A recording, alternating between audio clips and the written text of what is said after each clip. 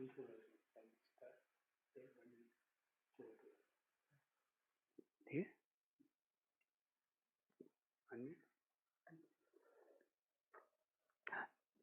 Krishna. So we welcome all the participants for the Discover Yourself session 4. So today we will be studying a very wonderful session on Discover the Manuals of Life. We are very happy that you have consistently attended all these seminars, and we hope and pray that you take the benefit of all the future sessions also. So without further delay, we'll request Radheshyam to start. Those who have not attended the test, they can attend in the end of the course. Hare Krishna. Hare Krishna. Is volume good enough? Yeah. Om Ajnanatimirandasya Jnananjanashalakaya Chakshuhu Unmilitam Yena Tasmai Shri Gurave Namaha Nama Om Vishnupadaya Krishna Preshtaya Bhutale Shrimate Bhaktivedanta Swaminiti Namine Namaste Saraswate Deve Gauravani Pracharine Nirvishesha Shunyavadi Paschatya Deshatarine Jaya Sri Krishna Chaitanya Prabhu Nityananda Shri Advaita Gadadhara Shri Vasadi Gaura Bhakta Vrinda Hare Krishna Krishna Krishna Hare Hare Hare Rama Rama Rama Hare Hare. Welcome all of you again this weekend. You have attended 3 sessions till now, beginning with the game of life, the introductory session. Then you learnt about a very important thing from Bhagavad Gita, how this body is just like a shirt for the soul. You are the soul and this body is just a shirt. Just like if you hang a shirt in a hanger, it looks like it has 2 hands and it has a body. But the shirt is not as important as your body, isn't it?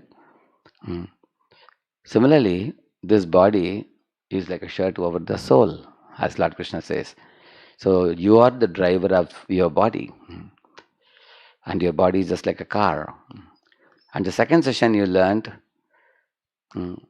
just as you are the driver of this bodily machine, who is the driver of this cosmic machine?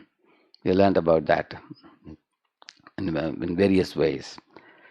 And today we are going to learn something very important about the manual of life. Can you show it? Yeah. About the manual of life. And those of you who have joined already the session, you are very fortunate. You are really going to see something very adventurous today, something very exciting, very thrilling. You'll be shocked by seeing some of the optic illusions. You won't even believe your eyes. You'll be amazed today. So, why we need a manual for our life? For that matter, you need manual for everything. Say, I buy a cooker from the market. I get a manual along with it. If I don't know how many whistles after which I should remove the cooker, imagine I'm waiting for the 5th whistle, 6th whistle, 7th whistle.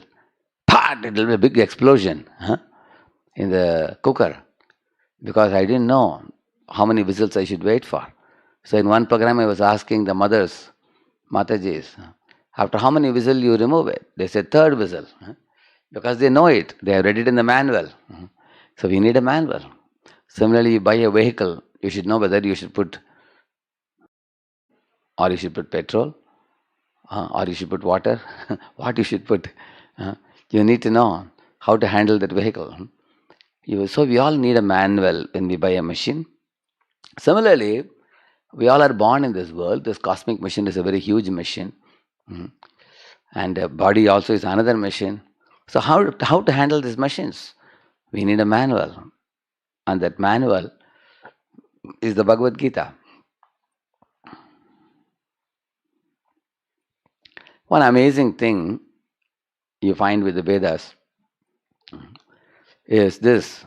Long ago, millions of years ago, the Vedas said certain things which were unknown to science. And now science recently has started discovering those truths. You will see, Vedas always use the word chara achara, moving living beings and non-moving living beings. So the non-moving living beings they call as the plant or the tree.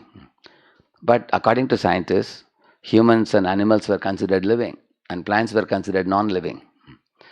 Until Jagdish Chandra Bose recently proved that plants also have life. He did various experiments to prove it, as you know. Like you keep a plant in a dark room and open the window, it goes towards the window and all that. So in this way, science is gradually proving many of the truths that the Vedas have been talking about. Like, generally boys go to gym. I know many of you might be going to gym. You have the two bars and you jump. Even I have been for gym also in my school days. Why do you go to gym? So that you can have very nice biceps. You look very cute.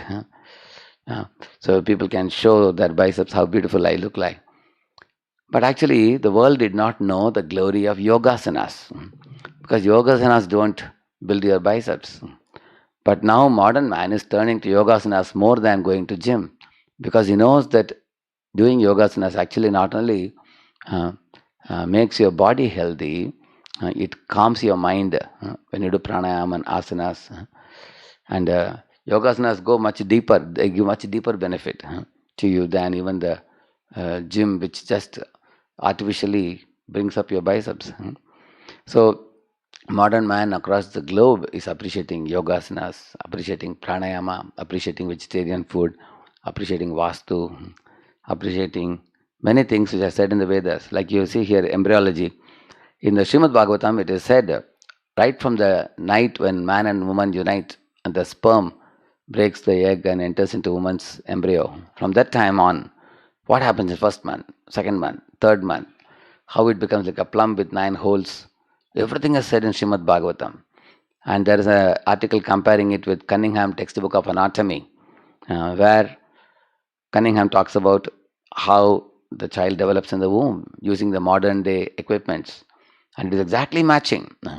How could the sages and saints living millions of years ago write about what happens inside the womb of a mother, right from the first night when man and woman unite?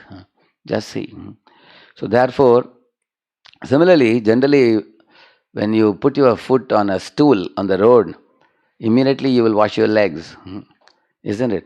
But there is one dung of an animal which the Vedas consider very sacred, isn't it? Cow dung. So cow dung is considered very special. In fact, in villages they even smear it all over the floor. And now the doctors have proved that the cow dung has antiseptic properties. Almost 40, 50 years ago, it was proven that it is very valuable. It has medicinal effects. The mosquitoes keep away; they don't come near when you have a cow dung. So many things, so many benefits of cow urine and cow dung have been proven. So I'm just giving you a few samples. You will see many like this. Many different type of fields are becoming popular all across the globe. Mm. Similarly, this is Vedic mathematics. You can multiply very big numbers very easily with one Sanskrit sutra. If you know that one sutra, you can multiply even very big numbers in a very short time. So there are many sutras. How you do that?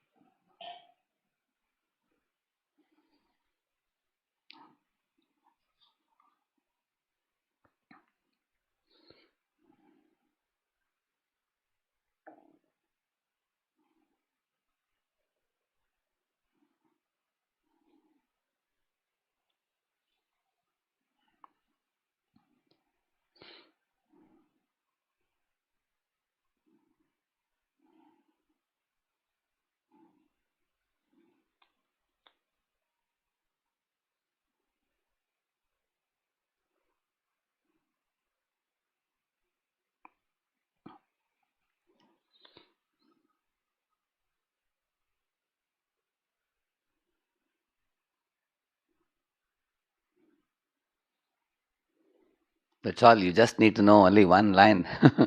If you know one small line, that's all. Yeah. If you just know one 3 or 4 word sutra, you can solve this in no time. Therefore, Vedic maths is becoming very popular also now. So, these are the things we are going to see today. We'll begin with a little story. 6 blind men.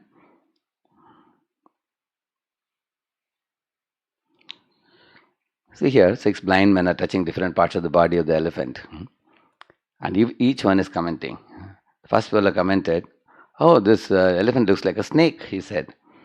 And second fellow said, "The elephant looks like a..." He touched the elephant's tail. "It looks like a rope," he said. Third fellow said, "It looks like a fan," he said. Fourth fellow said, "It looks like a wall." Fifth fellow said, "No, no, no, it looks very sharp like an arrow." And the sixth fellow said, "Hey, you guys don't know anything. It looks like a tree." "Tree trunk," he said. Now ask yourself a question, all of you. Are these fellows wrong or are these fellows right? So the answer is these fellows are definitely right, but they are only partially right. So then how would they ever come to know about the elephant? That you can remind me this question in case I don't answer at the end of the class, you will come to know. So, but at least you can see that they are capturing one side of the one part of the elephant and claiming it to be the truth, isn't it? Therefore, in the same manner, when we are studying the nature around us in this world, we also are able to access one part of the truth. Like one scientist argued that light travels in corpuscles. Another scientist argued that light travels in waves. Corpuscular theory about light. So what is true? Sometimes the light behaves like wave. Sometimes it behaves like corpuscular. So they are catching two different sides of the elephant and giving comment about it. How can they gain complete knowledge about the elephant? Yeah. You see, there are 3 ways to gain knowledge. First of all, we can ask a very basic question. Why at all should we gain knowledge? I am very sure you all are eager to gain knowledge, therefore you went to school, then you went to college. Now also studying more and more to gain knowledge. But why do we want to gain knowledge? Think about it. Actually, we want to gain knowledge because in a dark room, the darkness is compared to ignorance. If you don't switch on a tube light and you don't see things as they are, we are going to be fearful while we enter a dark room. Because there may be some scorpions, there may be some maybe serpents or something, snakes. But when the light is on, you see things as they are, you have no fear. So this is the first reason why anybody may want to gain knowledge. Because when you are in knowledge of a thing, like for example the corona now, disease. As soon as corona came, there was uncertainty. People started dying. So the man wanted to be knowledgeable about what is this corona virus and how does it enter. How can we protect all other people who may otherwise die? So therefore, we want to gain knowledge to become free from ignorance.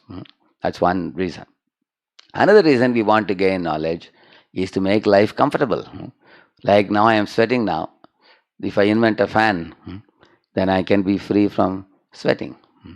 Isn't it? Or I can have an air conditioner. So if I can gain knowledge on what are the troubles that I face in this world and how to counteract those troubles so that I can be happy. Therefore, modern man actually is gaining more and more knowledge to counteract the problems of this world. Try to put a full stop to them, or if I cannot put a full stop, at least alleviate them, reduce the suffering at least. So that's another goal. Why you wish to gain more knowledge. So first I told you the reason why you want knowledge is to switch on the tube light in a dark room. So that means to gain knowledge, to be free from fear. Second, I told you, we want to gain knowledge to make life more comfortable. Thirdly, we want to also gain knowledge to avoid sufferings. also. Uh, like for example, I am walking on the road, its leg is painful. I can't walk long distances. So then I invent a scooter or invent a car, so I can avoid suffering. Therefore, the science started advancing for these purposes to reduce. Like for example, I want to travel from say Delhi to Chennai. It is so far. People used to walk long distances. So now you have trains. Now you have flights. So you can travel very swiftly. So to reduce the suffering, to increase the comforts, and to become free from fears, for these purposes. And one more reason why we want to gain knowledge is just for the sake of sheer knowledge.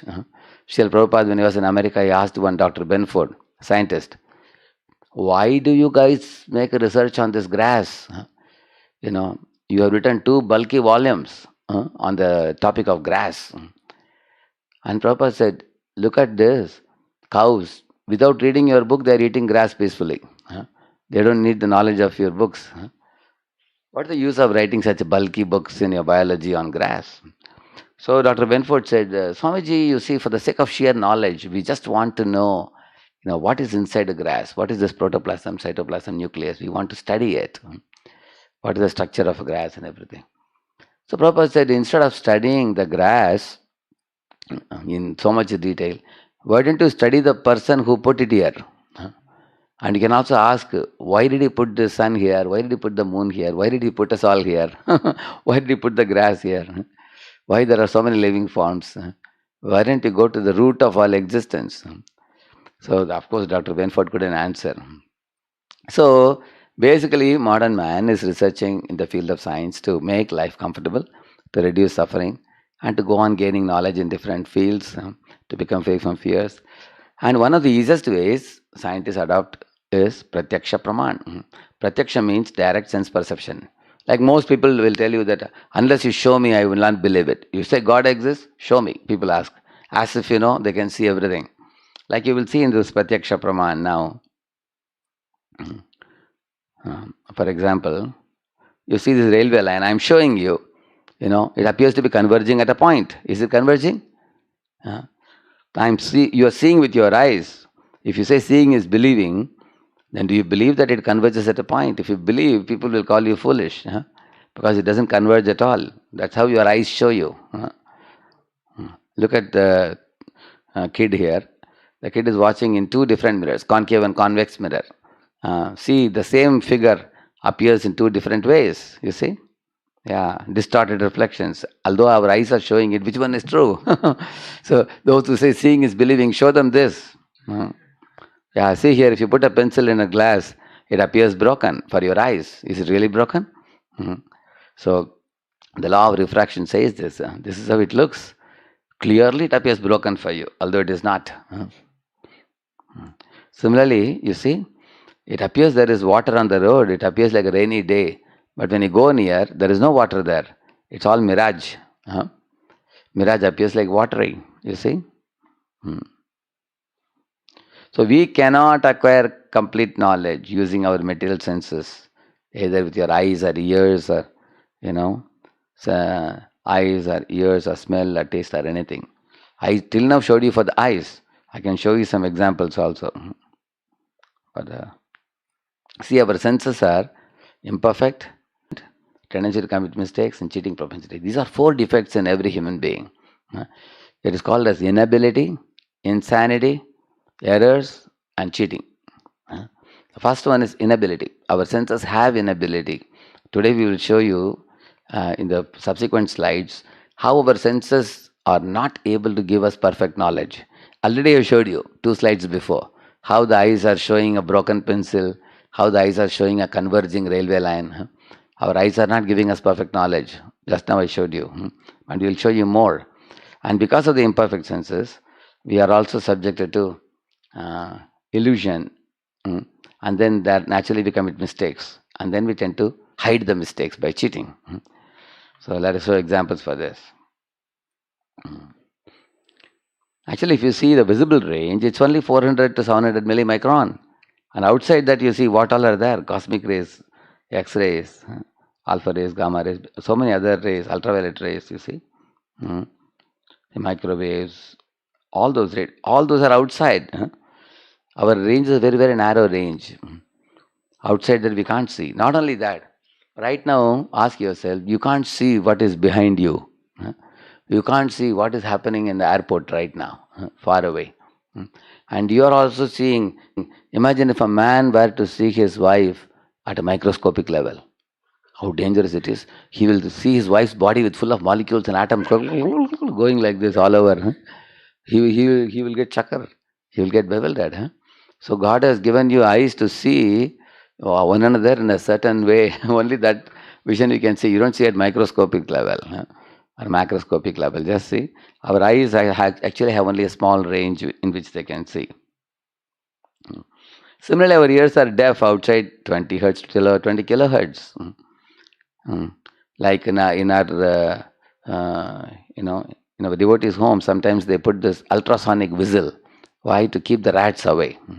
So if you plug the ultrasonic whistle and switch it on, it'll make a wild sound. Wow, wow, wow, wow, wow, wow. And then make a big sound it'll make. Then all the rats will flee in all directions. They are very, very afraid, even the rats and the bats. They won't be able to tolerate the sound. But you won't hear anything because it is outside your range of your hearing. Although the rats are hearing, bats are hearing, you can't hear it because it's outside 20 hertz, 20 kilohertz. Similarly, you will find infrasound is different, ultrasonic sound is different, and our range is limited. That means the sound is happening, but we are not able to hear, you see. So somebody may think that, okay, if my eyes can't give me full knowledge, I will use extended eyes. What is it? Telescope, with which I can see faraway objects, somebody may say. So one physicist is saying that even if you can photograph stars, you have to take them in only using your eyes. Without your senses, you can't use a camera. Ultimately, you're going to use your senses. That's how the imperfection goes into your research also. We'll show some examples for that. Like for example, when you take an orange, after taking gulab jamun, it'll appear sour for you. You can try this experiment at your home. Or you take lemon first and then take orange. It'll appear sweet. Orange is same. It appears sour or sweet for you. Similarly, you see, first you first touch hot water. Water touched with warm hand appears cool, and water touched with cold hand appears warm. So due to the previous conditioning. So we perceive the same object to be in two different ways. Now we are going to show you a picture. You have to find out what do you find in the picture you see in this picture. If you very carefully observe this picture, some of you are going to argue that you are seeing a young young girl. Others will argue that you are seeing an old woman. In this picture, if you see, if you go like this is the nose of the old woman, and this is the mouth of the old woman, this is the chin of the old woman way below. Here.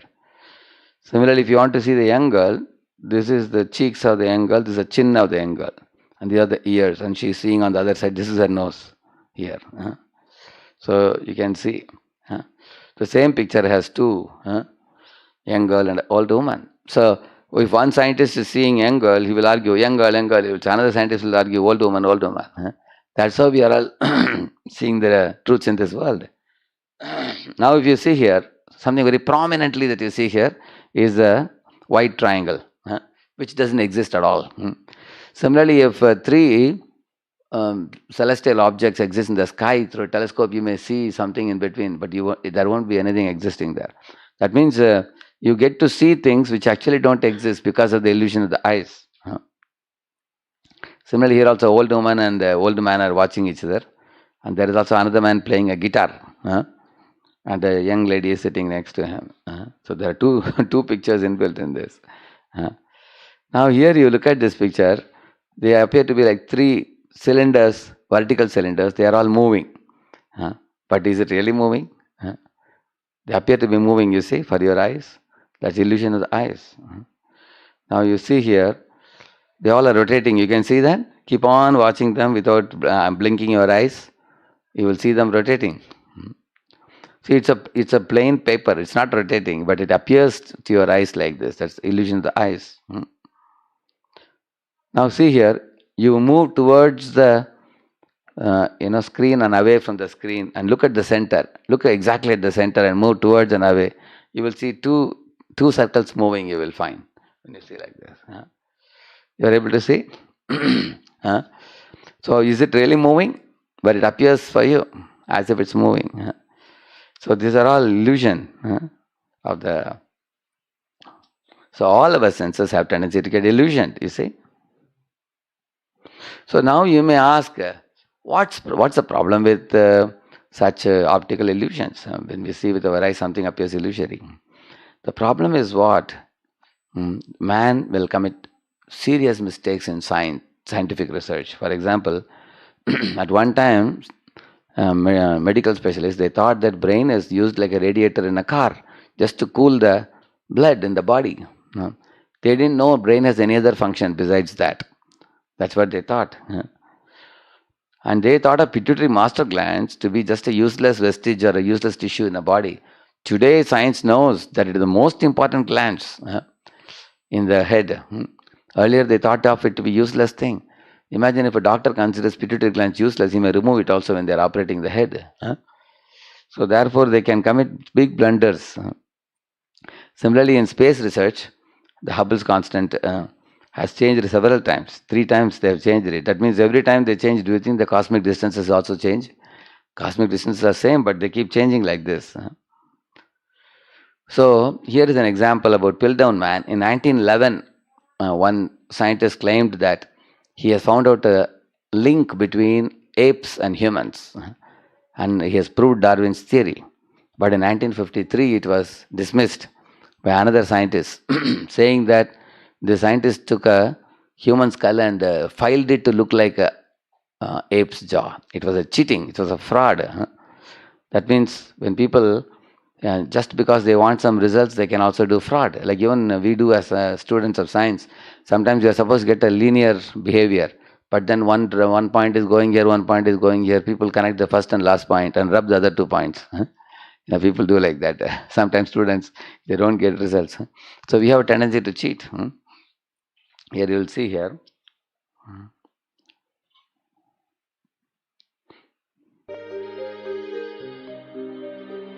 Evolutionists go so far in this subject that they can even invent very different faces for the same skull. The 3 entirely different reconstructions made for the fossil skulls in Xanthropus is a famous example showing how persistent evolutionists are in producing these false masks.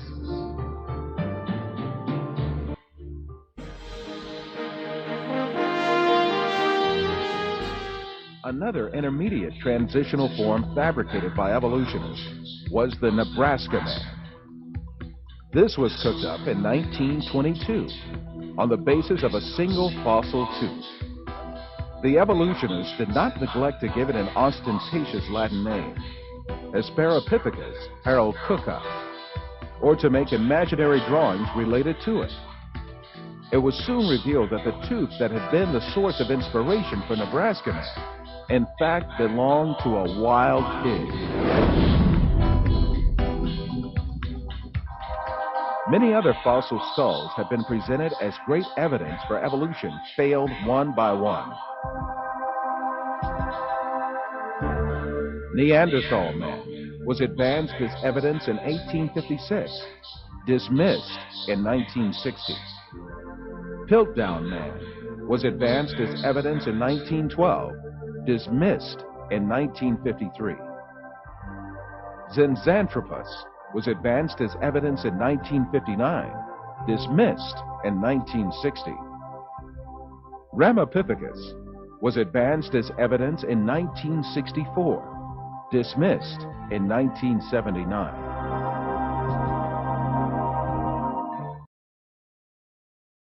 The apes are apes and humans are humans. They were trying to artificially present these links as so-called links, but they actually were proved to be fraud over a period of time. So, therefore, when pratyaksha doesn't work, man goes for guesswork. For example, if I see a room from where noise is coming, and I can't open the door of the room and see who is inside, then I start making guesswork. I may say that, oh, there is a big fight going on inside this house. Husband and wife are yelling at each other. We may think like that. And somebody else may hear for some more time and say, hey, no, they're practicing for some drama, for some rehearsal is going on. Somebody else may, say something else. But then you actually open the door and see nobody is there, only TV is going on. Sometimes it can be like that, isn't it? So, Anumana Praman means guessing from outside what the truth could be. For example, Dalton said, atom cannot be split. Rutherford said, atom can be split, as nucleus and electrons and everything.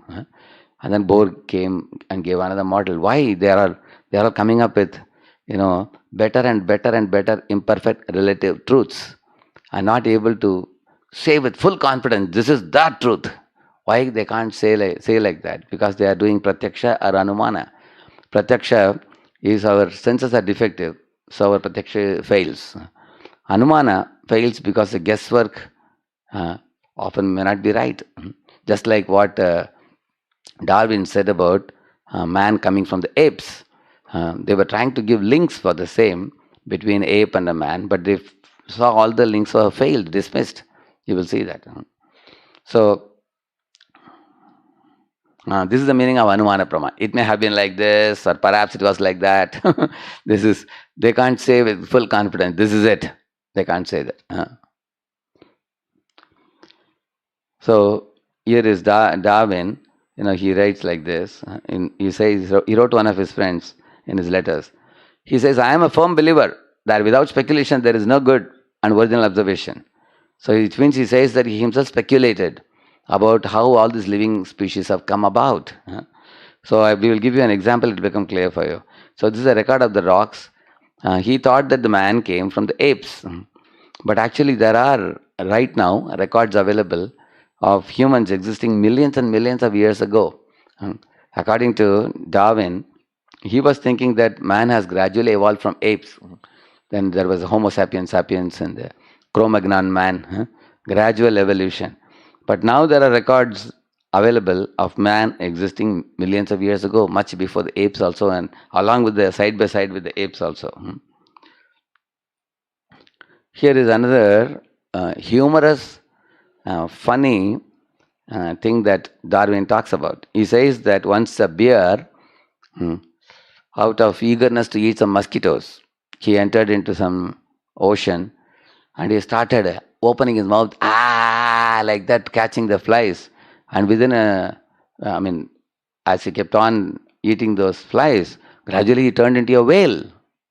He says like that, you see. In North America, the black bear was seen swimming for hours with wide open mouth, thus catching like a whale, insects in water. And then he says, it better adapted competitors did not already exist. So, he says that the race of bears by natural selection, more and more aquatic in the structure and habits, with larger and larger mouths, it became a whale, he says. So you have to hear Darwin's propositions like children study these comics. That's how he talks about it, how the bear turned into a whale. See, bear has a heart like you and me, but see, the whale structure is totally different. We have hands and legs, but the whales have, fins and gills for respiration. How can a bear turn into a whale? Even if you put a bear, even now, for hundreds of years, you put a bear in the water, it's not going to turn into a whale. In the same manner, another funny thing he says here, that how did a giraffe get a long neck? He says that the giraffes are all first eating, and gradually the leaves in the tree went up, and all the giraffes could not capture the leaves. So some giraffes had to stretch their neck, stretch and get longer. They have to catch, extending their neck like this. And that's how they got the long neck. And try to picturize what Darwin is saying. Poor giraffes who could not stretch their neck, they all died. Imagine all giraffes lying here and there dead because they couldn't stretch their neck. So one intelligent scientist asked Darwin a question. Sir, in case they couldn't catch the leaves in the tree, they can bow down their head and eat the grass. And they can survive. Why should they die? Because grass is available on the ground. And in case Darwin says, no, they were having too much ego to bow down their head. They will only stretch their head up only. Huh? If you said like that, but what about water? They drink water from ground only. Anyway, they're drinking water from ground. Can't they pick up some grass from the ground? What a ridiculous kind of theory. And they're calling it a scientific theory. Just see. So I'm just quoting a couple of examples. A bear turning into a whale and giraffe getting a long neck. Such a funny theories. See, he's saying here, I have given you exactly the wordings of Darwin here. Long-necked giraffes and short-necked giraffes existed together, but short-necked giraffes disappeared because they were very hungry and they couldn't reach the leaves from the tree, so they died. Long-necked giraffes survived, like that he says. So this is Anumana. So Darwin tried to give a mechanism of evolution on his own, based on his material outlook. See, evolution is not false. Evolution is true. But what is evolving? The soul is evolving on one body to another. Bodies are not transforming. Like according to Darwin, you had a Suzuki bike and you pumped the Suzuki bike and you turned it to Maruti. And then you pumped a Suzuki and then it became Innova. And then you further drove Innova very fast. Suddenly it grew wings and started flying like a plane. If anybody tells you, will you believe that story? And that's the story Darwin is having you to believe. You see? But what the Vedas are saying, you had a scooter, Suzuki. You left the Suzuki and occupied a Maruti. And after that you left Maruti and occupied a Innova. Then you become a very rich man. You had your own chartered plane. You left the Innova and you had your own plane. So you're changing the vehicle, you see? So that is Vedic evolution. So ask yourself, which evolutions make sense to you? So what is the problem in making mistakes in research? Somebody may ask. You see, this boy is saying, what's the problem? After all, they know something. They will research more and improve in the time to come. Science is growing. Little by little, they'll improve, like that some people argue. Why do you criticize their research? At least they're giving me nice facilities. They're giving me a nice smartphone. And they're giving me computers. They're giving me aeroplanes to fly. You shouldn't criticize scientists. You see, they're giving us nice facilities. And slowly they will come to know what is what. Like that somebody may say. You see, the research has brought the new gaming gadgets for the people. But the adverse effects are increasing at a multifold rate. This I don't have to tell you. You know it better. Whether it is like one mother came crying. She said, Prabhuji, please save my son from PUBG. I don't know. I said, I only know Bhaji. I don't know what is PUBG. And another parent came and told me that my son has become mad after Blue Whale. They said, what is a Blue Whale? Blue Whale is another video game. They say some of these video games are so addictive in nature that once you get into it, you can't come out of it. So many are suffering from sleeplessness and addiction to the gadgets, hearing damage, obesity, loss of relationship. Needless to say, you can add many more things to this. Yeah. And also in Silicon Valley's research blender in the Theranos labs, there are many things you can say like this. Inaccurate blood test, which has endangered people's lives, because if you invent something and there is a mistake in that, based on that one wrong invention, lot of people can die because of that. You see, during bubonic plague, the scientific researchers said, we have found out that the cats are the cause of the plague. Kill all the cats in the world. Pew, pew, pew, pew. They shot all the cats. So that was a rampant shooting of cats.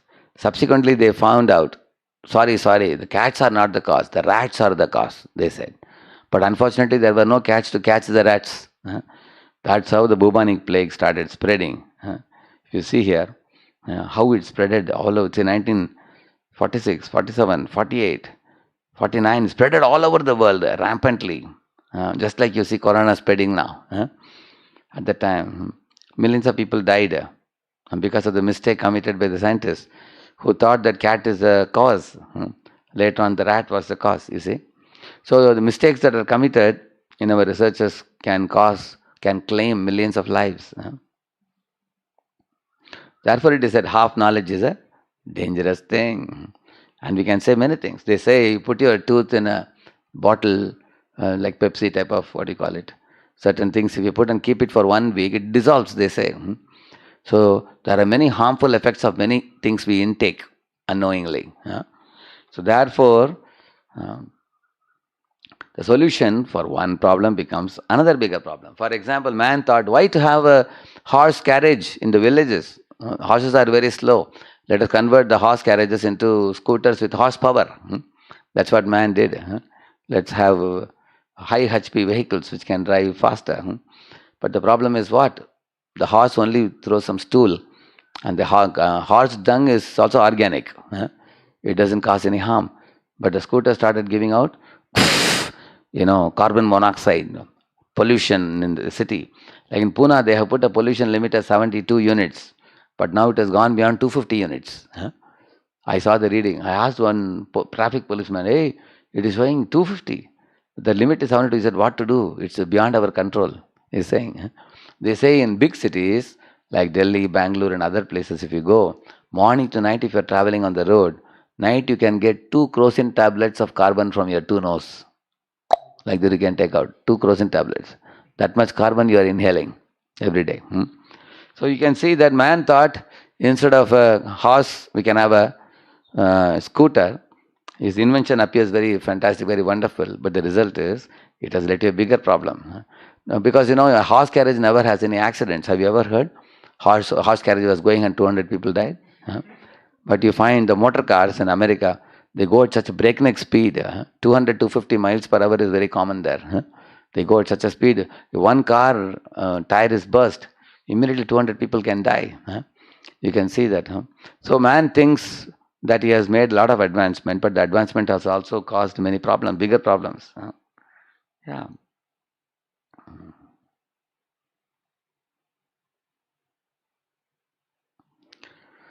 Yeah. So we can never obtain complete knowledge by pratyaksha or anumana because of those 4 defects I told you. See, it's half knowledge is dangerous, I told you. Here is a fellow who is trying to try a machine. Let's see what he does.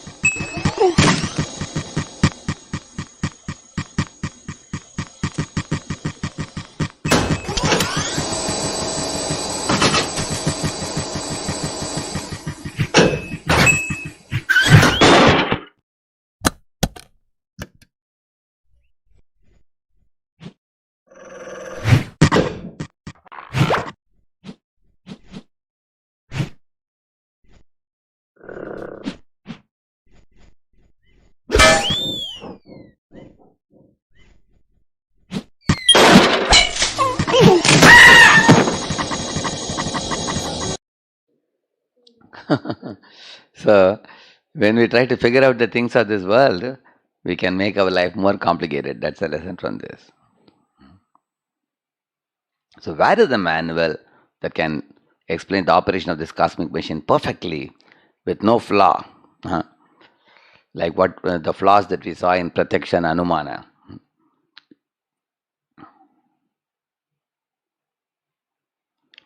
So, we have understood that the 4 defects keep us blind to truth, like that blind man, 6 blind men, not able to ascertain what elephant means. So, is there no other way other than Pratyaksha and Anumana? You see, those fellows were watching the elephant from different angles. We can't say they are wrong, but they are only partially right. When a fellow says the elephant looks like a tree trunk, he is not wrong because the legs look like that. But that's not what elephant means.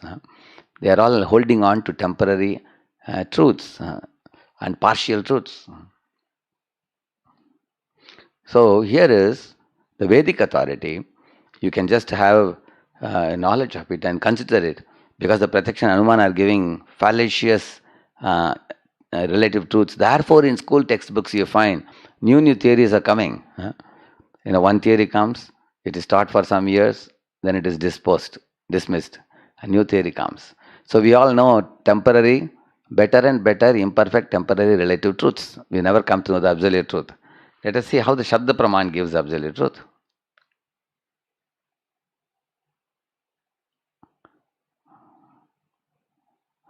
Yeah, here in Bhagavad Gita, Lord Krishna says, Evam parampara praptam imam rajarshayo viduhu. Like that he says. What is the meaning of this? The Shabda Praman, you don't see it with eyes. You actually hear it from a bona fide authority. I'll tell you a little example. You will easily appreciate this point. So you go to your chemistry laboratory and you find a glass of lemon juice. It appears like lemon juice for you. And then there are 2 pieces of lemon squeezed and lying on the table. And it's a lunchtime. You are very, very thirsty. As soon as you go to lab, you want to pick up the glass of lemon juice and drink it because you are thinking, hoping that it must be a lemon juice. But something within you tells you that better don't drink it. Check with the lab assistant. You ask him, hey, is it lemon juice? Can I drink it? Then the lab assistant may tell you, don't even touch it. This is acid. If you put it in your tongue will have a hole. And then you get really shocked. Thank God, but you may ask him, but it appears like lemon juice and there is also 2 pieces of lemon. It seems you have squeezed and made the juice. He may say, no, sir, I just took my lunch now. After that, I have kept this acid for experiment, he may say. So was it intelligent on your part to hear from him or simply see the glass of something which looks like lemon juice and drink it? So therefore, we don't trust our senses just by seeing it. The hearing from authority is the safest thing. Therefore, there is a word called darshan. Darshan means philosophy. So when you hear the darshan philosophy, then you get darshan with the eyes. Therefore, Shruta Ikshita Pat. In Vedic bona fide authority means you hear in parampara and then you see the world with that knowledge what you have heard. Like Krishna is teaching Arjuna here. Like if a child wants to know, who is my father? How can the child know? He can go to a lab and ask, we will check your genes and tell you who your father is, they are saying. And for that, how long will it take? Genetic fingerprint takes about 800 years. The child has to wait how long? 800 years. And after that, they will give the child a list of 200 names of men. One of these 200 men must be your father. And the child has to find out who is the fellow from those 200. There's no other way to know the father. If you go by inductive approach, Arohan Pant. But if the child goes by deductive knowledge, there's another method. That's all. Ask your mother, who is my father? And mother shows, this is your father, beta. That's it. It's called deductive knowledge. So the Vedas say, take the deductive approach. The knowledge is coming top down. God is the first one who is giving the knowledge to Brahma. And Brahma gives it to Narada. Narada gives it to Vyasa. It's coming down in the line. Say, for example, if I am holding a Reynolds pen in my hand with white portion protruding outside, and I am standing near a blackboard, and I am asking all students, what do you find in my hand, dear students? Everybody will say, chalk piece, sir, they will say. But then I tell the first boy, it's not a chalk piece, it's a Reynolds pen. Then he tells everybody. Finally, everyone in the class knows what is it? Reynolds pen. So how did they come to know? By hearing. Because they saw it like a chalk. Now they heard and understood it is not a chalk, it is a pen. And that is how deductive knowledge means it comes top down in Guru Parampara. And that's how it has to be heard. So the Vedas are like mother, and God is like father. The Vedas can give us GK. What is GK? God knowledge. Not just general knowledge. They can give us knowledge about God. They can indicate father. Like mother shows you, beta, this is your father. Like that Vedas can show us God. Yeah.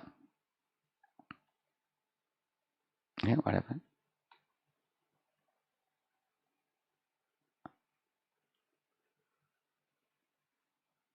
Why it went off? It didn't come. Oh yeah. It's not working.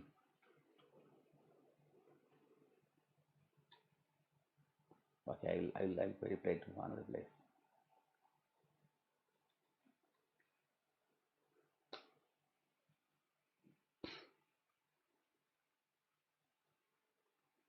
The Vedas, however, are not as well known for presenting historical and scientific knowledge as they are for expounding subtle sciences, such as the power of mantras.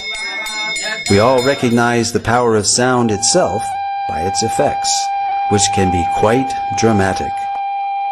Here, a high-pitched frequency shatters a drinking glass. So, we can easily understand that loud sounds can produce substantial reactions. It is commonly believed that mantras can carry hidden power, which can in turn produce profound effects. The ancient Vedic literatures are full of descriptions of weapons being called by mantra. For example, many weapons were invoked by mantra during the epic Kurukshetra war, wherein the Bhagavad Gita itself was spoken. The ancient deployment of Brahmastra weapons, equivalent to modern-day nuclear weapons, are described throughout the Vedic literatures. Additionally, mantras carry hidden spiritual power which can produce significant benefits when chanted properly. Indeed, the Vedas themselves are sound vibrations in literary form and carry a profound message. Spiritual disciplines recommend meditational practices such as silent meditation, silent recitation of mantras, and also the verbal repetition of specific mantras out loud. A clinical test of the benefits of mantra chanting was performed on 3 groups of 62 subjects, males and females of average age 25. They chanted the Hare Krishna Maha Mantra 25 minutes each day under strict clinical supervision. Results showed that regular chanting of the Hare Krishna Maha Mantra reduces stress and depression and helps reduce bad habits and addictions. These results formed a PhD thesis at Florida State University. Yeah. So as you saw here, okay.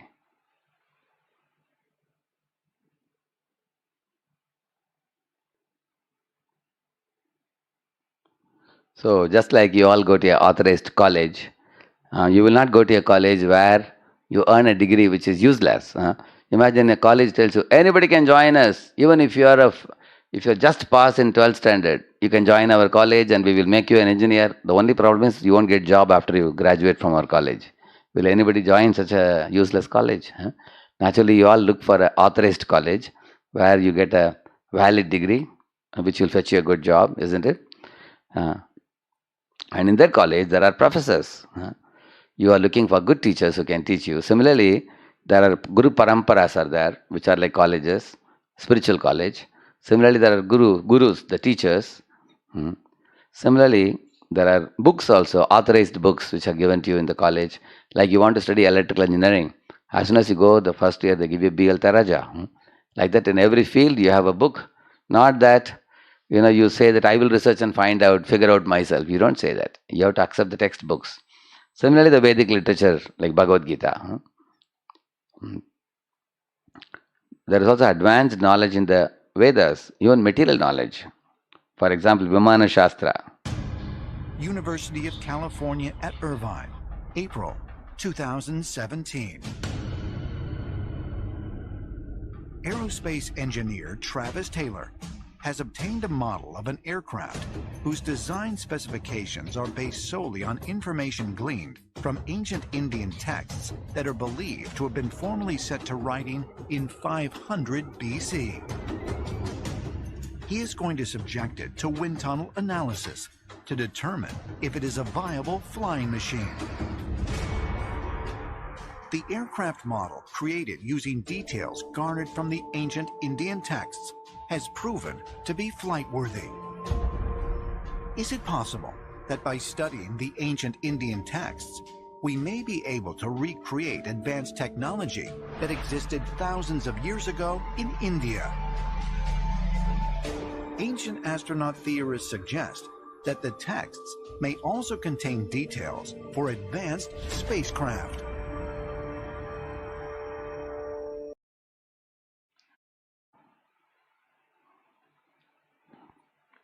Also, in the Vedic literature, you find predictions about, see, Gautama Buddha. It is much long, 5000 years ago it was predicted. In the shloka number 1.3.24, Shrimad Bhagavatam, there is going to appear. Similar appearance of Chanakya, appearance of Chandragupta, Ashoka. These are all predicted, prophesized, and it has happened. Like even the appearance of Jesus in Bhavishya Purana, it is mentioned. Appearance of Prophet Muhammad. So these are all given in the Vedic literature, that they will all appear in certain particular age, and exactly they appeared also. So these Vedic predictions have become true over time. This world has seen the truth. Chaitanya Mahaprabhu 500 years ago, all these predictions are there. I have quoted the examples also. Yeah. What is that?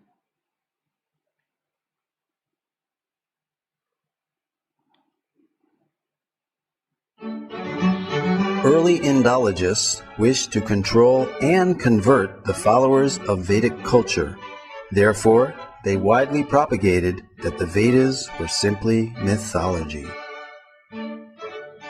Max Mueller, perhaps the most well-known early Sanskritist and Indologist, although later in life he glorified the Vedas, initially wrote that the Vedas were worse than savage, and India must be conquered again by education.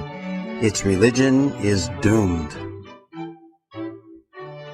Thomas Macaulay, who introduced English education into India, wanted to make the residents into a race that was Indian in blood and color, but English in taste, in opinion, in morals, and in intellect.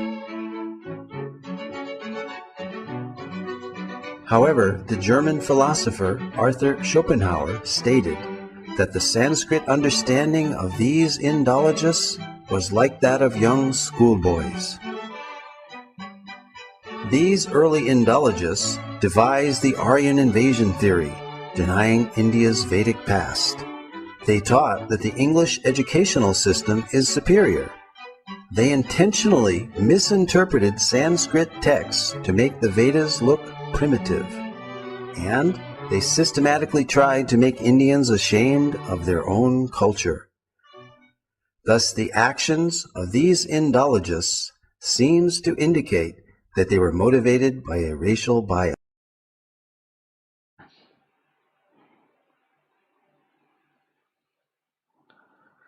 So, some people may say that he is accepting Vedas not blind faith.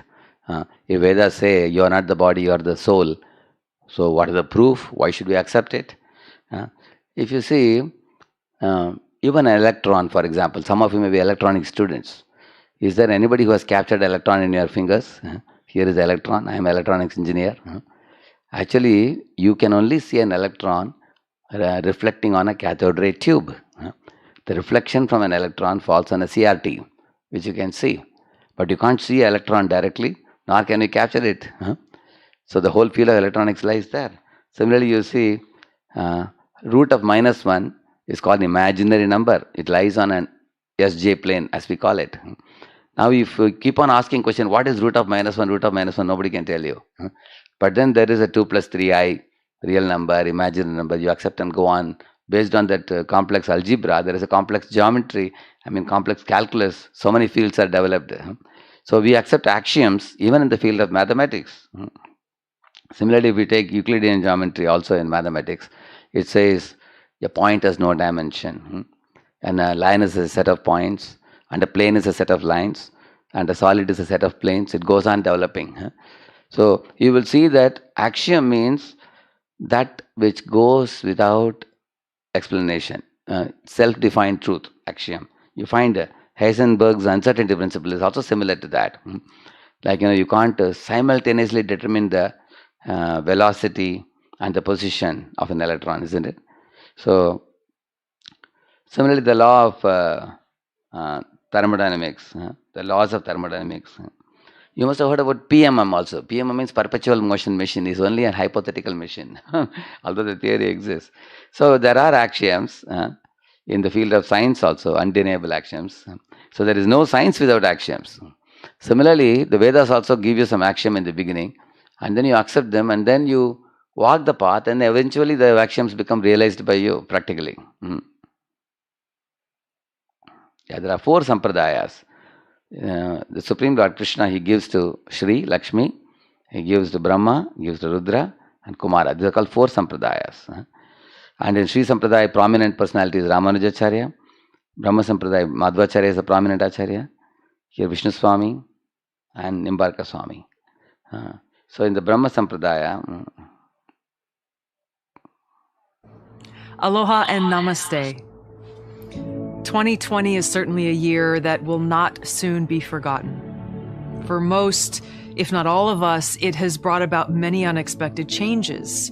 The uncertainty that this year has brought has made me personally reflect upon the time that I spent deployed in the Middle East. That too was a time in my life when there was danger at every step. Each day brought new uncertainties, and likewise, many lives were lost. My shelter then and now has been the Bhagavad Gita, which means Song of God.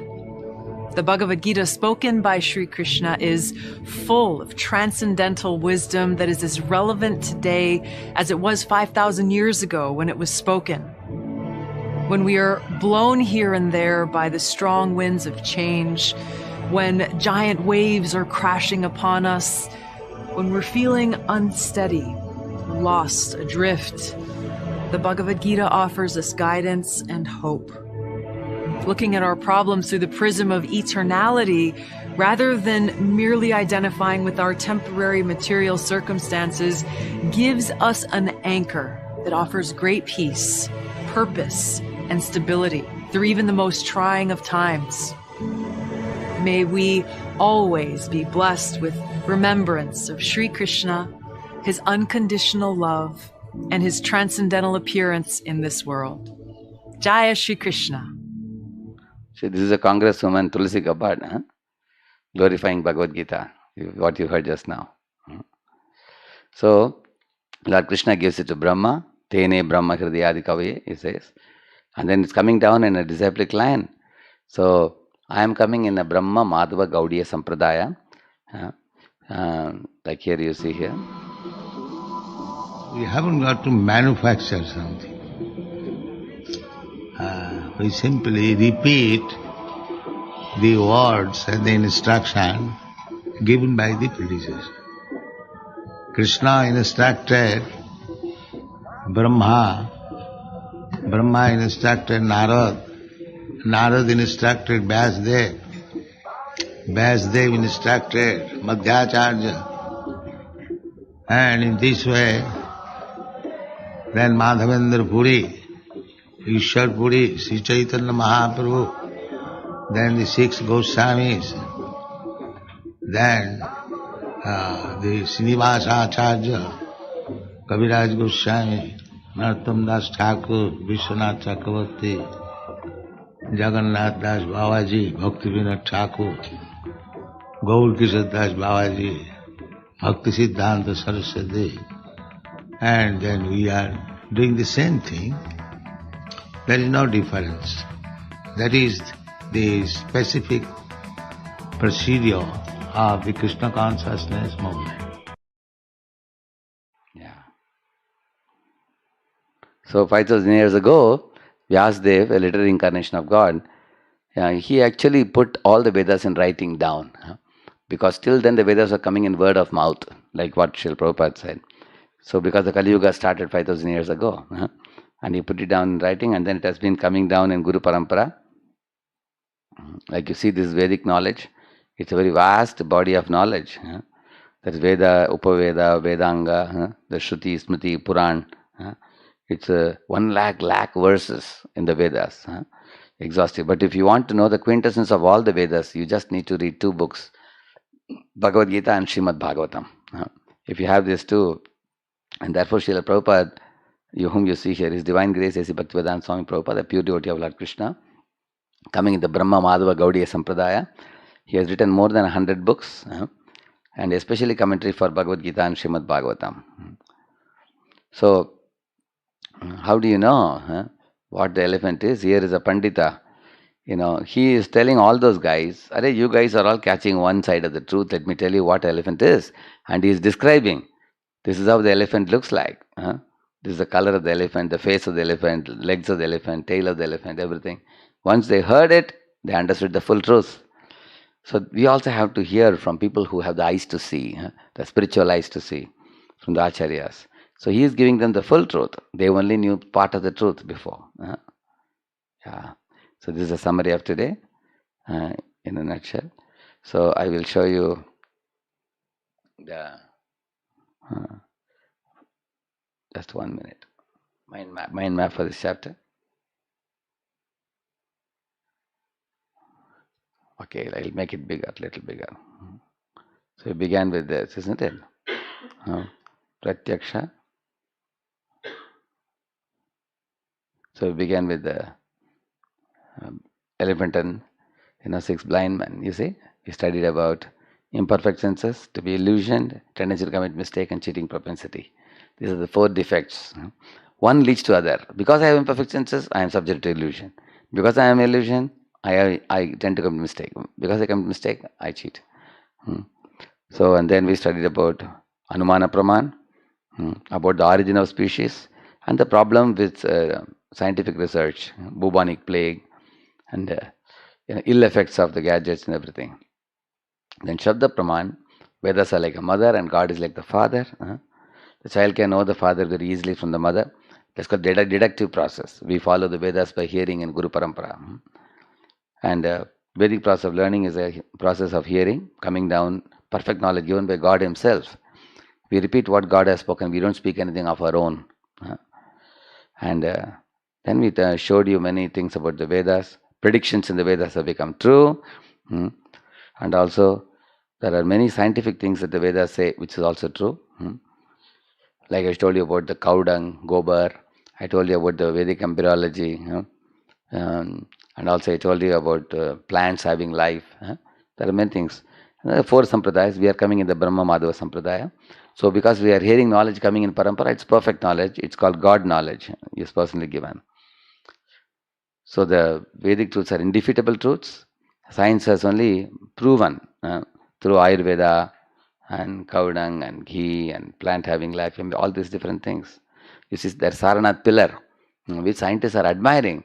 How it is existing in such a cold winter and hot summer without rusting for thousands of years. So even during World War II, NASA was referring to the Vedic Vedas, the 4 Vedas, in order to know about the high strength weight metals. In this way, you can see that the Vedas are being referred to by even modern day scientists. So, yeah. One thing I wanted to show you here, last thing. Einstein's pain wave theory, Einstein wrote in his times. The theory says that, because of the animal killing, when the animals scream, that makes the earth's crust very vulnerable. Like that he wrote, and can lead to earthquake, he said. Later on, the BIS theory, this is actually confirmed. There is a book, authored book, this is from internet. Highly qualified, well-known physicists, Hemam Bajaj and Ibrahim and Vijay Raj Singh, they have written. Pain wave theory of Einstein, EPW. They have presented as a Bajaj Ibrahim Singh. Theory claims to be a development of EPW of Einstein. This theory, it actually proves it. That there is a direct relationship between earthquakes with concentrated genocide of animals, like that. Which means, like Bhuj, for example, Bhuj in Gujarat, in that place, wherever the animals are killed in large numbers, there has been earthquakes also. So why I am saying this, you will find that Vedas say don't kill animals like this. It's a cruel act. When man doesn't follow, then he has to suffer earthquakes. And there's a direct correlation. Einstein as well as this BIS, 3 people, they also have found out. So in this way we can quote many, many things. So I'll stop here and take some questions.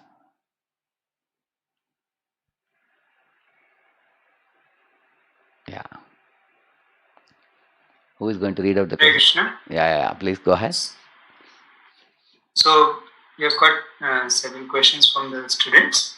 So first one is that you shared something on the optical illusions. Sir, we can relate this phenomena to Schrodinger's cat experiment. existing and not existing. Okay. So is it not? No, even if you relate it, no, the what we are deriving from it is most important. What I am deriving from these illusions is, I am telling you that our eyes are showing something which which we may say that this is what I am perceiving. But that perception that I am perceiving is incorrect perception. That's the main point. Because tomorrow, when I am looking at the stars, looking at the terrestrial objects and everything, my eyes are going to see something which I will decode and say, this is what I am seeing. So my perception is wrong. That's the point we are making here. We can give explanation to it. But at the end of the day, our senses are defective. They give us wrong perception. Just like I am saying about the railway line converging at a point, isn't it? That's the main point. So we should keep our attention focused on the outcome of the four defects. Yeah. Next. Sir, how to know who is a true bona fide authority for some knowledge? Yeah. Therefore, we told you that the four sampradayas, they are giving perfect knowledge coming from God Himself in parampara. And the bona fide knowledge comes from only from there. If you have to connect to one of the four sampradayas, like I got connected to Srila Prabhupada and his books and his teachings. So I have been practicing this since 1991. And the more I read his books, the more I practiced, and I found it like, lighting up a light in a dark room. Things became crystal clear. Every question I asked, I got very convincing answers and very logically presented answers. And it makes it very easy. The knowledge is pure, it is very safe, it saves time, it's coming in just like electric poles are there in the road. Electricity is passed from one pole to the second one and third one and fourth one from the hydroelectric power station. How do I know that I am gaining the correct knowledge here? The light is glowing now. So I can be sure that the electric poles are all connected and then the electricity is flowing and then I am getting the light. Similarly, when this knowledge is coming down in the disciplic line, you hear the knowledge and you apply it and then you see in your life, the truths that are promised, many of the milestones that are promised are all gradually appearing one after another. Then you get convinced this is the knowledge. So if you want perfect knowledge, you have to go to the sampradaya, coming in disciplic line. Deductive knowledge, not figuring out, not splitting our hair and trying to figure out ourselves. Yeah. Next. Sir, if Vedic mathematics is good for the mathematicians, what is prescribed by the Vedas for the engineers? For the engineers? Actually, whatever you have invented already, man has invented, try to connect them to Lord's service. For example, right now we are using a modern day technology, like I am using a mic here to glorify God. And I am using a camera and YouTube to reach to God, to reach our message of God to the people. So in this way, we can take all the scientific, technological and engineering and scientific inventions to glorify God. And we can do the same. All of us, I am giving a couple of examples, but in the same manner, think about it. How whatever resources we have with us, which man has invented or God has already gifted us, utilize it all in His service. And that will be the best service we can do. Yeah, next. Sir, what is the proof that Bhagavad Gita is real? Yeah, actually, initially, how do you accept it? There is something called credibility. Credibility means, for example, Einstein quoted from Bhagavad Gita. Oppenheimer, when the first bomb was exploded, Oppenheimer quoted from the 11th chapter of Bhagavad Gita, Kalosmyaham. He quoted that verse. Now, Einstein and Oppenheimer are not ordinary scientists. Then you take the example of Henry David Thoreau, Emerson, such great writers and scholars and the Western world have quoted. Dr. Radhakrishnan and Gandhi, Rajagopalachari, they all have written commentaries to Bhagavad Gita. The great intelligent politicians who really shook the whole country of India, they have written commentaries. And amongst all the different books in the world, the most commented book, more than 850 to 900 commentaries are made on Bhagavad Gita. And there is no other subject or any other book which is so much commented like Bhagavad Gita. So it has been universally accepted.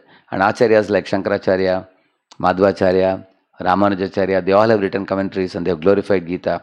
Shankaracharya says all the Vedic literature is like a cow.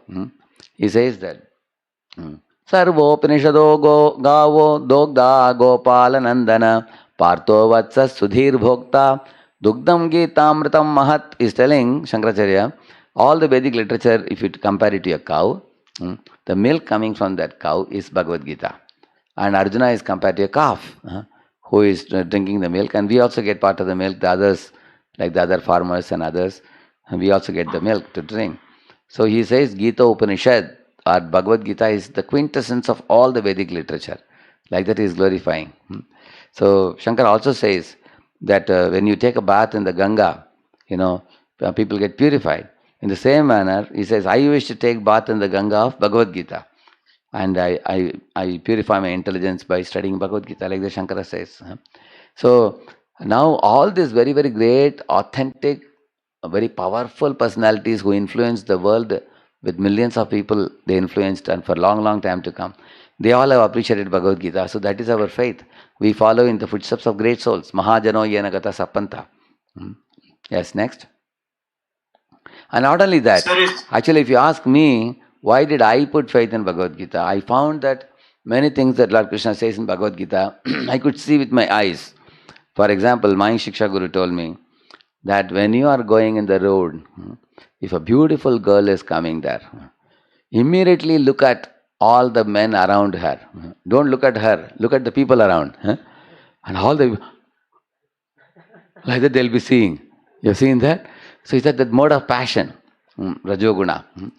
So therefore, it says that Shantam, Ghoram, Mudam. 3 words are used in the Srimad Bhagavatam. Shantam means those who are in Sattva Guna, they are very peaceful. And those who are in passion, they are Ghoram, they are aggressive people. And those who are in Tamoguna, they are Muda, they are foolish. So, I actually saw, as he said, it's true. There is Rajoguna can be seen in this world, how people are greedy, lusty, they are proud. So those qualities are mentioned. Then Tamoguna people who are depressed and committing suicide, feeling lonely and feeling insecure. And I have also seen people in Sattva very cheerful, joyful, with full of knowledge and full of happiness. So Bhagavad Gita is not a theoretical book. You can see it practically in the world when you go around. Look at the world around you, you can see that. So I've just told you one thing. In the same manner, Bhagavad Gita says perfectly all the truths similar to this. Next. Yeah. Sir, is cross-questioning a wrong thing? Is cross-questioning wrong? No. Because we have to just hear, so is cross-questioning wrong? No, we can ask questions. Like right now I am taking questions now. Isn't it? Although I said you have to hear in Guru Parampara, you all heard me, but after hearing we are also allowed to ask questions.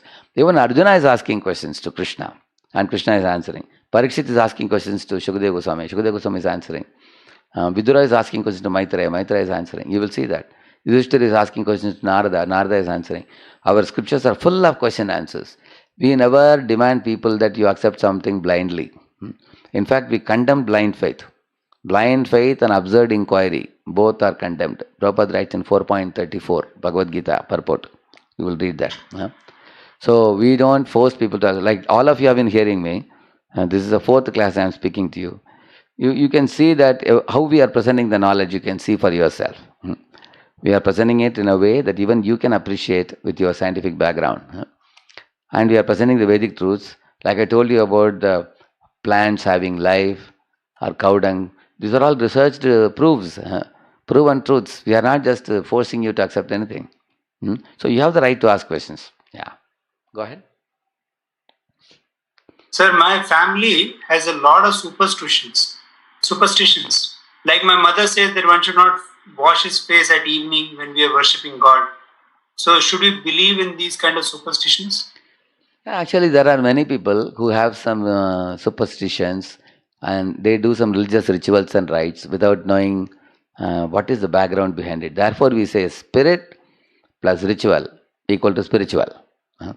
So in our classes, you will see we don't just teach you rituals. We teach you the spirit behind the rituals. Therefore, your mother may be innocent, she may not be knowing. So you learn all this knowledge and then you teach her. Then she will come to know what is right and why are we doing what we are doing? Yeah, go ahead. So once we are in the God's kingdom with Krishna, will we never return to this material world? Yeah, Krishna says, he says, Yad gatva nanivartante taddama paramam mama. Once you return to that supreme abode, nobody returns back to this world, he says. Why? What's the reason? Like, your child wants to go into the kitchen and touch the blue color fire in the gas stove. Mama, can I touch it? Can I touch it? Mom says, hey, it'll burn your fingers.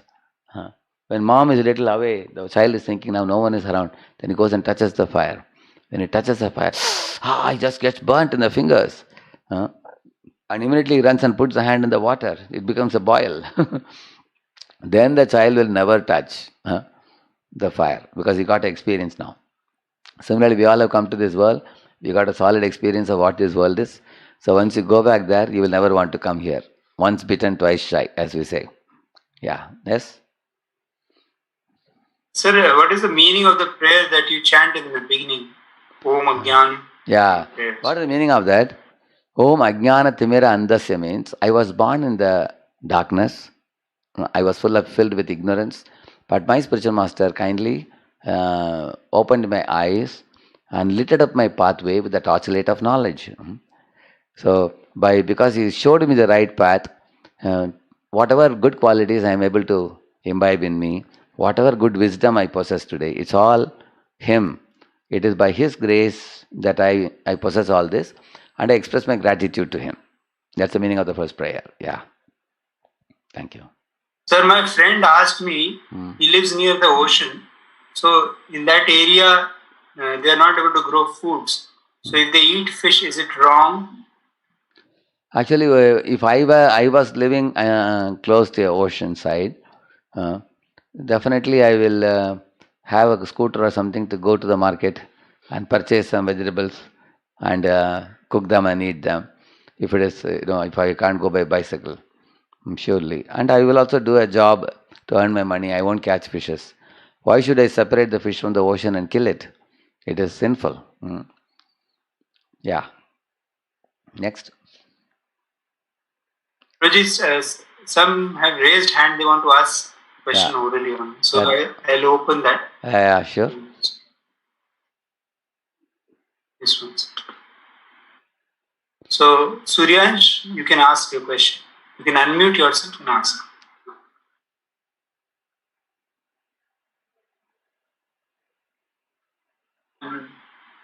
The sound is not coming.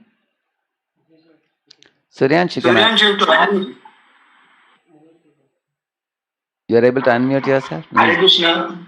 Hare Krishna. Now I can hear you. Please go ahead. Good evening, sir. My name is Nishant. Sir, my question is that many times when we do chanting of any mantra, anything in front of God, so many times the negative thoughts are coming. So what we can do that it can't come? Because many times we are doing anything, if we are doing a chanting, if we are doing a worshipping of God, so many times the negative thoughts are so much coming. So what we can Actually, why the negative thoughts are coming? Your chanting is throwing out the impurities out. Just like if there is a ink bottle, you throw water inside the ink bottle, then it will be gushing out with bluish waters will come. Again you put more water, again blue water will come, but the blueness will be reduced.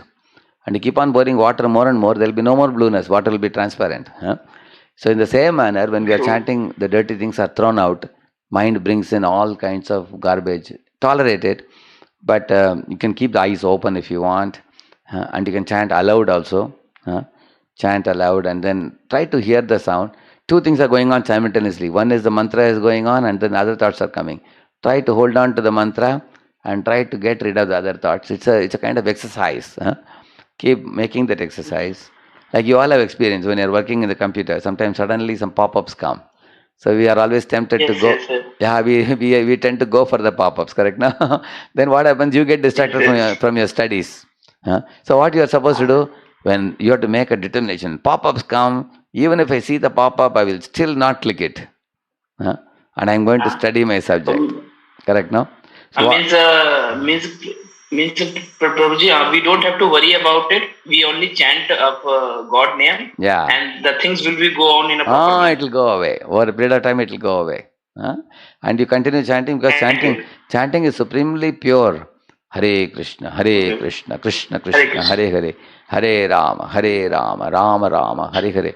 This is like actually sanctifying your whole heart by this kind of utterance. Mara Mara Mara Mara, he chanted Valmiki and then he became a great sage. Dacoit became a great sage. So naturally it's purifying us. We may not be able to see the effect immediately. Eventually we will see that. Thank you. Yes, one more question. Suryan. Hare Krishna, Prabhuji. Who is the Suryansh? Yes, Prabhuji. Now we can hear you, Suryansh. Go ahead. Sorry, Prabhuji. Prabhuji, actually, I am preparing for my competitive exams, and from today also, like in our class, it is told that horses by jumping they grew their neck and they became giraffe. So should we in the class should we raise our hand and tell ma'am actually this doesn't digest in our stomach that horse jumped and became giraffe. So what you can write, Suryansh, Darwin says so.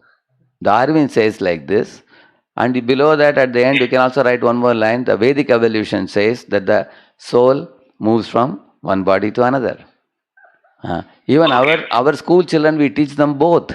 In our society also, we teach both. We tell them Darwin says like that, Vedas say like that. Now you yourself analyze and see what is true. Isn't it? Is it all right? Yes. Thank you. Yeah, thank you. Thank you, sir. Thank you. Others? Anyone else? Arnav. What is the proof that Bhagavad Gita is real? Okay. So the proof of the pudding is in its eating. It is said, So for example, one thing I will tell you.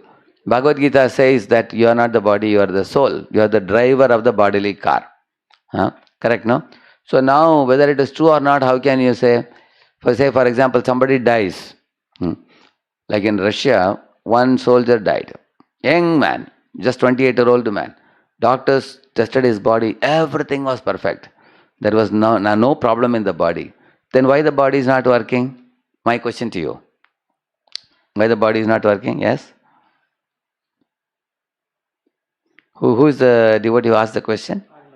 Arnav? Arnav, why that Russian soldier? Yes, sir. Yeah? Because he should die in army. No. I am asking Arnav, what I am asking, they found that in the Russian soldier's body, everything was perfectly all right. Still now the body was not even moving. He had died. And they don't know what is missing what is missing in the body. They don't know. What do you think is missing? Yeah. His mind was uncontrolled. No, actually he has died now. I am not talking about the mind. Actually, the soul has left the body. You understand now? The soul has left the body. So, like in Gita, Lord Krishna says about living and non-living. So, lot of scientists across the globe have been studying about what is living thing, what is non-living thing. For example, if there is a small ant or a caterpillar, it's coming towards you like this. You put some paper, immediately what it will do? It will turn and go to the other side. It doesn't want to climb on the paper, isn't it? On the other hand, if I take this whole table and throw it out of the window, what will the table do? Table will not do anything. Because the table is dead and because the caterpillar is living. So what makes the caterpillar living? What makes the table dead? Table is jada, caterpillar is chetan. Why chetan? Because Atma is present. Atma means there is consciousness in our body. The very first and the second class, I think I told 3 types of behavior: perception, mental activity, and purposeful action. These 3 are seen only in living bodies, not in dead matter. So Bhagavad Gita is very scientific. Today, all across the globe, there are more than 25 universities which study about consciousness studies. And they talk about the soul. And the soul is the unit of consciousness. Just like atom is the unit of matter, smallest unit. Similarly, the soul is the smallest unit of consciousness. So, Bhagavad Gita is very, very scientific. In Gita, Lord Krishna explains very scientifically. What Krishna says is true or not, how can you find out? Very easy. You go from chapter 1 to chapter 18, gradually you study the Gita, and then you will see everything Lord Krishna says you can observe in the world around you. Thanks. But Arnav looks very young. You are in which standard, Arnav? Yes, sir. In Hare which Krishna, standard? Prabhuji. Hare Krishna? Okay, Arnav is in which standard, Arnav? Arnav, you are in which standard? Fifth standard. Okay. Fifth standard, a very intelligent boy. Huh? He has been attending all this. Okay, Hare Krishna. Should we go ahead with the questions? The time is... Oh, now time is up. I just saw the clock. It's 8. It ticks 8 now. Last question. Okay, one last question. Quick, yeah, Mohit. Parents are means not are against of my bhakti. What should I do? What should you do? You should study well. See, if you get a distinction and then you do want to do bhakti, they will happily allow you. So they are saying don't do over, do little bit. Means what is? No. My question to Mohit: have you got distinction in your studies till now? No. Not at that. You get distinction, then they will do more bhakti. They will tell you.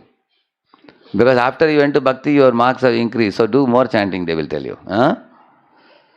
Yes. Because they are concerned about your studies. I'm doing always hiding means. Yeah. I understand your difficulty. My request to Mohit, you have to balance both. You have to balance your studies and balance your Krishna consciousness. I'm in 9th class now. You are in 9th. You get good marks, they won't have any problem. So you get a very high distinction now. So I wish you the best. You study well. Arjuna also, Lord Krishna told him, you should do both. Remembering me, you should do your fight. Similarly, you should be coming to these classes at the same time, get good marks, then they won't have any problem. Okay? So thank you all very much. We shall meet tomorrow. We will proceed with the further sessions. And if you have any further questions, you can always write to us. And last week's questions, I answered them in a video. They will send it to you all. Similarly, I will answer your further questions also in the coming week. Thank you. Hare Krishna. Hare Krishna. So we'd like to thank His Grace Radheshyam too for answering all such wonderful questions asked by the participants. And we look forward to the future sessions. All the students can please take part. Tomorrow again we meet 6 o'clock to 6:30. The quiz for today's session will be open. And as you must have seen already, the answers given to many of your questions, we had sent a video made by Radheshyam Prabhu. So if you ask more questions on the Google form, which was posted on your WhatsApp group, so those questions will also get answered. So please do ask your queries. Some queries are pending in the list in today also, and I have noted them down for being answered. And also we have sent a feedback form on the WhatsApp. We want this feedback form to be filled by tonight by all the students, so please do so. And the final quiz link is today the quiz which was done before 6:30.